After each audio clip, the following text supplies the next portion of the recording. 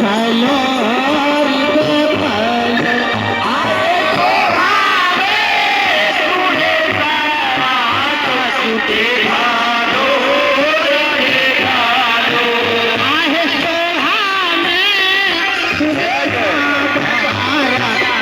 देखलो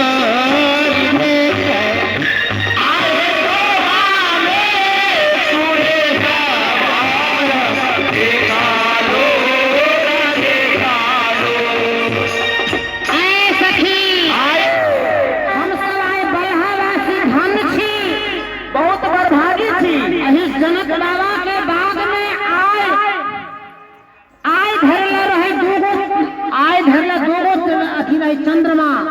एक ता अपन जानकी बहन जे चंद्रमा के समान सुंदर, एक ता ऊपर आकाश में लेकिन आए हो आए हरी जानते हो जानकी के चंदा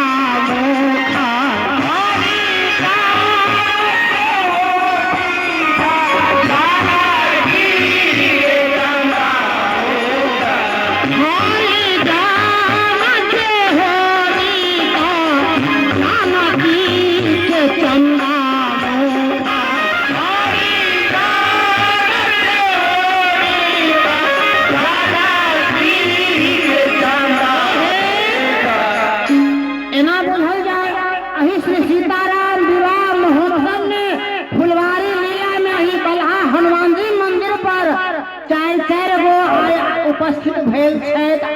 चार गो चंद्रमा। चार गो एहन अवसर में कहीं घर में जे सुतल छी जागल छी हुनको लय आवे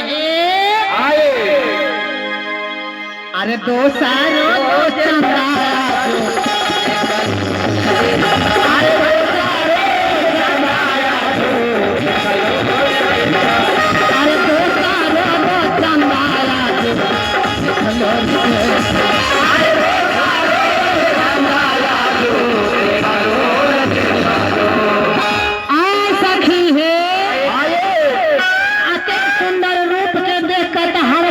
पूछो के मन भैया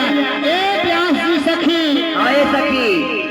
हाय अहों के कहै छी कुछ पूछो के मन भैया पूछल जाओ। पूछ लिया आहो मधुरी बचनिया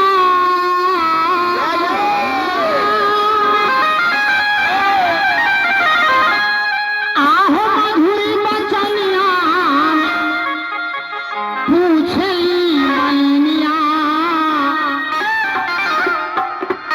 पूछली मलिनिया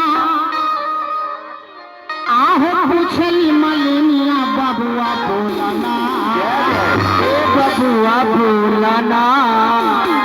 एहन रूप देखता अब जियरा संहार में नहीं रहैया ए राजकुमार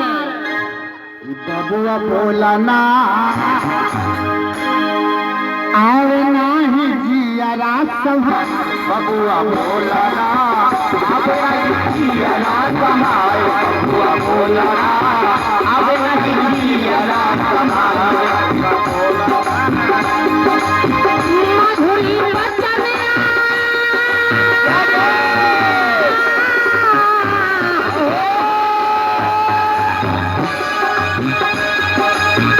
मधुरी बचनिया में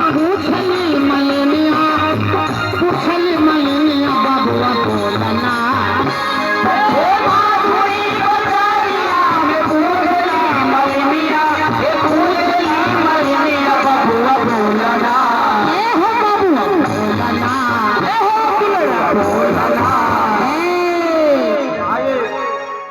आवे नाही जियरा संहार बबुआ बोलना अब नहीं जियरा संहार बबुआ बोलना अब नहीं जियरा संहार बबुआ बोलना अब नहीं जियरा संहार बोलना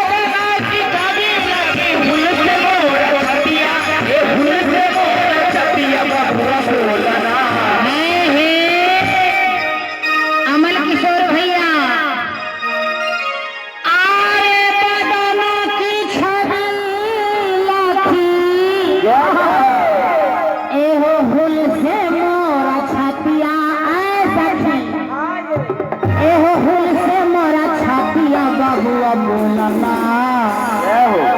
ए बबुआ तोहरा के हम माला बना के अपना गला में पहिर है ई हृदय में लालसा क्या जय आह तोहरो बनायब गरवा बबुआ